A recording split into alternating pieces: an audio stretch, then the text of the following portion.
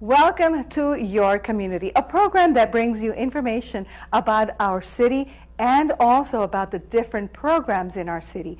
We will be talking with Wanda Allen Aberhart today that will bring us the topic, what is LEP?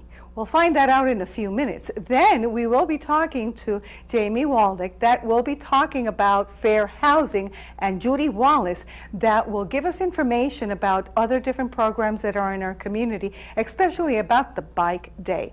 Let's start then with Miss Wanda Allen Aberhart.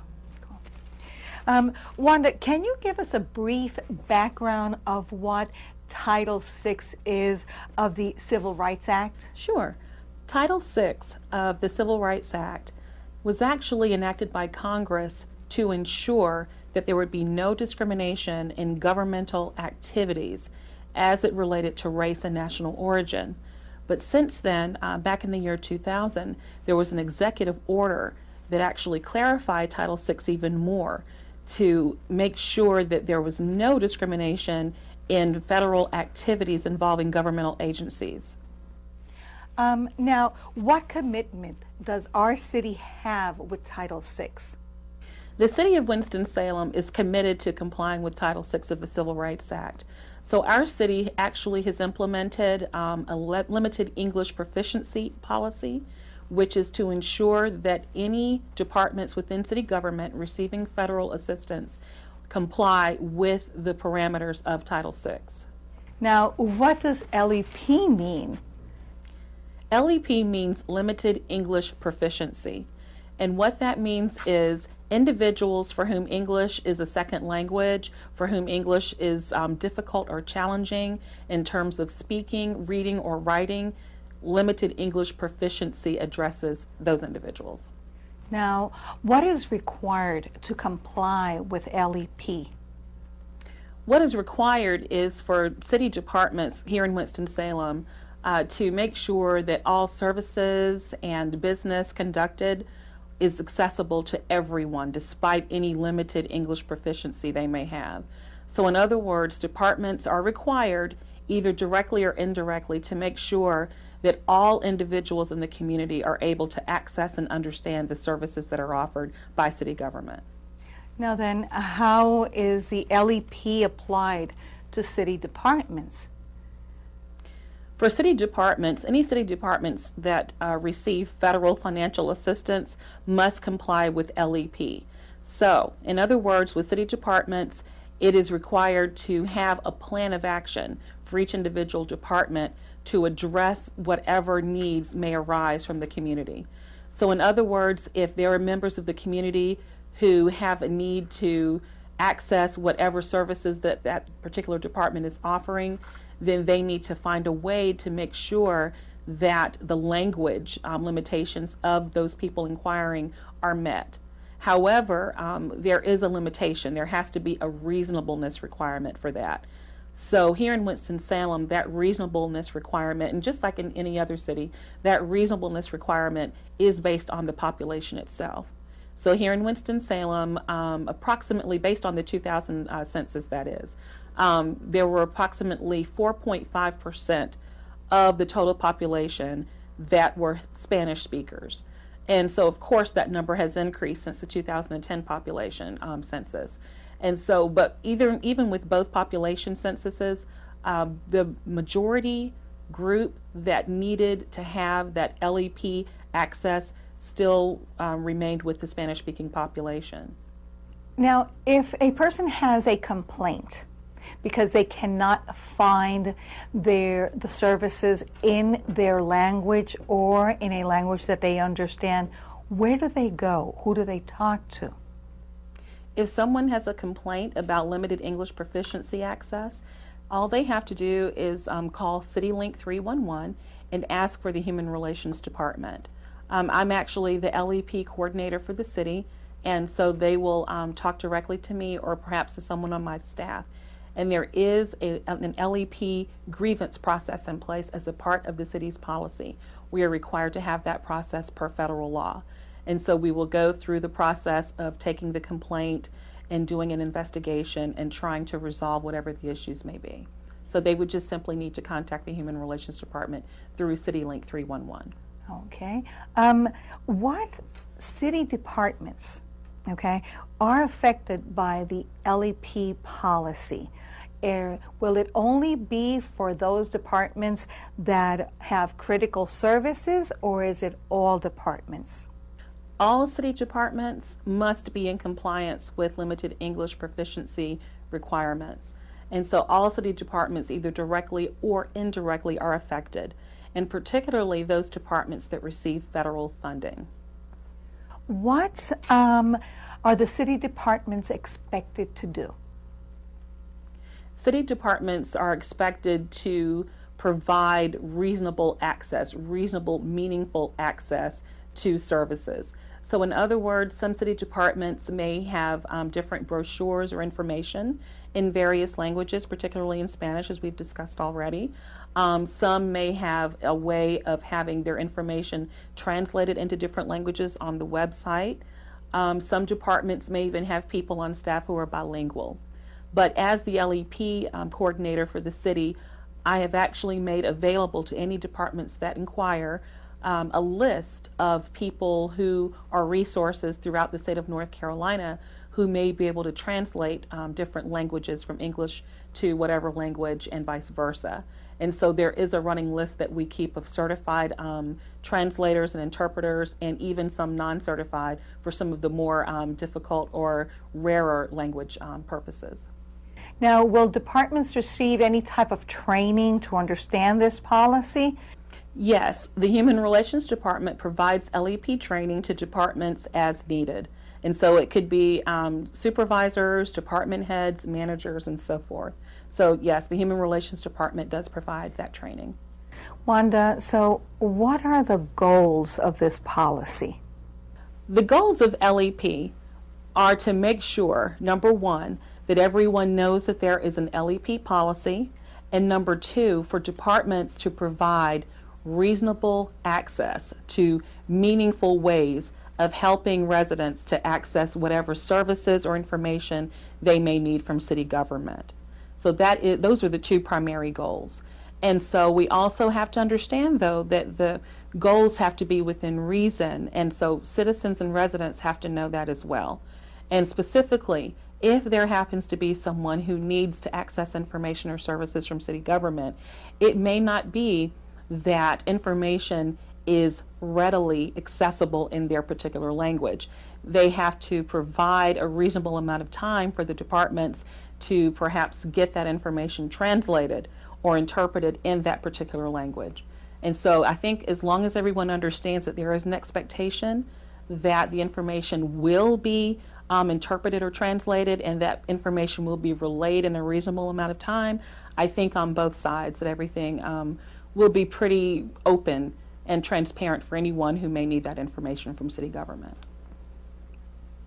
As you all heard, Ms. Wanda Allen Abraha just explained to us what LEP is. If you have any more questions about it, please don't hesitate to call our Human Relations Department and ask for Wanda Abraha, and she'll give you more information on this as well. It will be coming out in our Your Community newsletter. Now, let's stop a little bit here and let's see our segment on Did You Know? Hello, my name is Adolfo Briceño from the Human Relations Department. I am a fair housing investigator in there. Did you know that the only way you can withhold rent from your landlord is through a judicial determination of a right to do so? This means that you cannot withhold rent regardless the conditions of the house. A very common misconception that we deal with on an everyday basis here at the Human Relations Department is that some tenants believe that they can withhold rent from their landlords if the repairs are not made. And this is incorrect. We have to tell them time and again what I just told you. You need a judge, a magistrate, to side with you and let you know that you can withhold rent from your landlord. Until that happens, you are supposed to pay rent regardless the conditions of the house. We have now Jamie Waldick from our Human Relations Department as well, and she will be talking to us about fair housing. Jamie, what is fair housing? Fair housing is a law that protects you against discrimination during the rental and buying process of a home or rental property. Now, what does fair housing cover? Everyone is covered under the fair housing if it can fall under one of the 7 protected classes. Is fair housing a law that's just local? No, fair housing is not just local, it is a state and federal law. Is fair housing a law that's just local? No, fair housing is not just local, it is a state and federal law. Now, when is it that the fair housing law applies? The fair housing law applies all the way from advertising throughout the entire rental and leasing or buying process. Now, you can't be charged of violating the fair housing law unless you own more than 3 houses or properties. Okay, now, what are the protected classes under the fair housing law? There are 7 protected classes, and they are race, color, religion, sex, familial status, national origin, and disability. Jamie, what types of outreach programs and events related to fair housing does the Human Relations Department put on? We do a lot of outreach in the community about the fair housing law. We want to make sure that everybody knows their rights and knows that this law is out there to support people in this process. So we do a landlord-tenant training once a month. That's the second Wednesday of the month. We also do cross-trainings with different community organizations to make sure that people are getting the information out into the community. Sometimes we'll meet with property management groups to go over new things that are going on. And then we also like to partner with events that are going on. So we'll be going to the Project Homeless Connect, and then sometimes we'll do an American Dream Weekend event with people. Our biggest event that we put on is the Fair and Affordable Housing Summit. This month is Fair Housing Month, the month of April, and our event will be April 17th, and at that event we go through new trends that are going on in the housing market and get information from local experts. So, Ms. Jamie Waldick brought us information about fair housing, but let's take another break here and let's listen to Did You Know? Hello, my name is John Floyd, Human Relations Specialist for the City of Winston-Salem Human Relations Department. Did you know domestic violence is protected under the Fair Housing Act?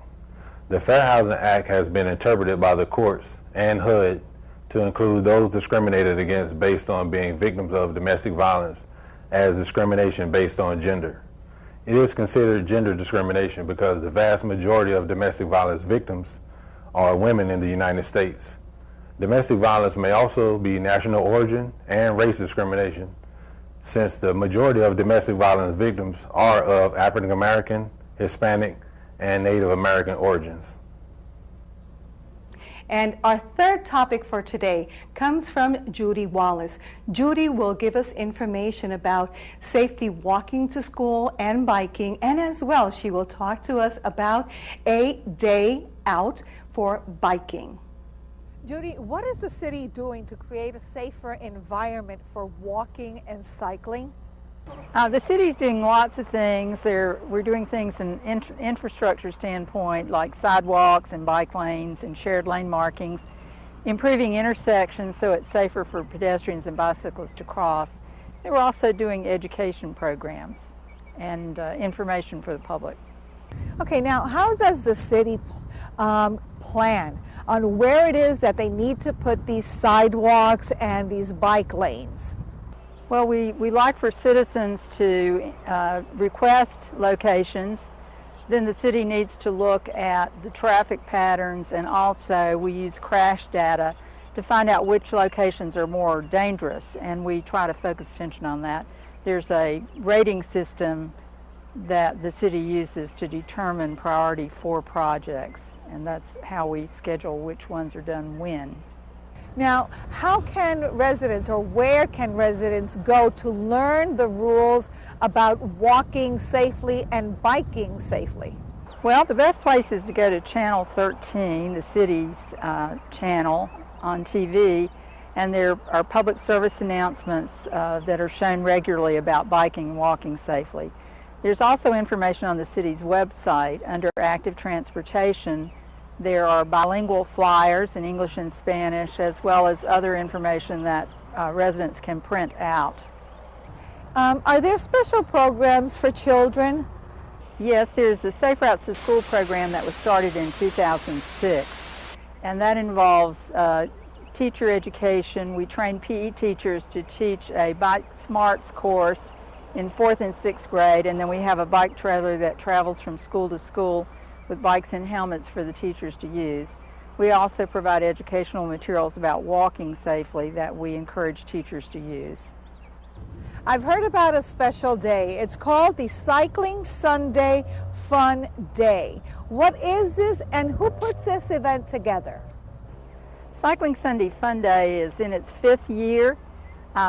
We close the streets 2 times a year in an area near Salem Creek Greenway so that cyclists, pedestrians, and skaters can get out and enjoy themselves without having to worry about traffic. We also have health department exhibitors and activities that don't involve bicycles that people can participate in. The event is sponsored by the City of Winston-Salem, the Bicycle and Pedestrian Program, the Forsyth County Department of Public Health, the Gateway YWCA, and Novant Health Gateway Family Medicine. Now, where in the city does this take place, and who can come to this event? Well, this free event is open to everybody, regardless of age or ability. We have registration near the Gateway YWCA and also in front of Novant Health Gateway Family Medicine. This is on Salem Avenue near the Southeast Gateway. And the streets north of that area are closed so that there's no traffic for cyclists and pedestrians to contend with. Now, in the name it says Fun Day. What's the Fun Day portion of the event, and what are other benefits of this event? Well, the Fun Day portion are the other activities such as hula hoops or cornhole or jumping rope that we include to give people a chance to be physically active and also have a good time. And the benefits are getting families out together, getting individuals out with their friends to enjoy themselves, and we hope they'll also take advantage of the Salem Creek Greenway where they can ride without cars also. The other benefits are that we, through the Health Department, offer $400 in PE equipment to the elementary school that has the most people attending that day. So if you come, bring a whole lot of people with you and support your own school. It sounds like a wonderful program, Judy. Now, how can I get more information, not only about the Sunday Fun Day, but also about other information that has to do with your department? Well, Cycling Sunday Fun Day, again, is going to be April 27th from 3:30 to 6 p.m. There's information on the city's website under active transportation. We also are posting information on Facebook and Twitter so people can follow updates there. Thank you so much for having been with us today and hearing all these different important topics for our community. And we do hope that they help you. And if you have any information, please give us a call. Remember, call CityLink and they will let you know about the different topics we talked today and direct you to the correct person. This is Miriam Hernandez, your host. Till next quarter. Thank you.